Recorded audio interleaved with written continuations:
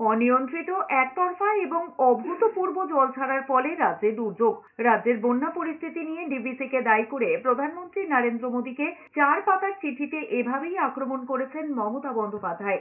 বন্যা দুর্গত এলাকা পরিদর্শনে ডিভিসির সঙ্গে সম্পর্ক ছিন্ন করার কথা বলেছিলেন মুখ্যমন্ত্রী। ম্যানমেড বন্যা বলে দাবি করেছিলেন। প্রধানমন্ত্রীকে দেওয়া চিঠিতেও ম্যানমেড বন্যার কথা উল্লেখ করে মমতা বন্দ্যোপাধ্যায় লিখেছেন, বাধ্য হয়ে ডিভিসির সঙ্গে সম্পর্ক ছিন্ন করতে হচ্ছে। অতীতে এই পরিমাণ জল ডিভিসি থেকে ছাড়া হয়নি। 2009-এর পর দামোদর নিম্ন অববাহিকা এবং সংলগ্ন অঞ্চল সব থেকে বড় বন্যার মুখোমুখি হয়েছে। এর ফলে রাজ্যের 8টি জেলা প্রভাবিত হয়েছে। 50 লাখ মানুষ বন্যা দুর্গত। প্রধানমন্ত্রীকে লেখা চিঠিতে উল্লেখ করেছেন মুখ্যমন্ত্রী। তিনি আরো দাবি করেছেন, ডিভিসির চেয়ারম্যানকে 16ই সেপ্টেম্বর ফোন করে অবস্থা সম্পর্কে জানানো হয়েছিল। এরপরেও 17ই সেপ্টেম্বর 2.5 লাখ কিউসেক জল ভোরবেলা ছাড়া হয়। সেই পরিমাণ জল তখনই না ছেড়ে আটকানো যেত বলে চিঠিতে উল্লেখ করেছেন তিনি।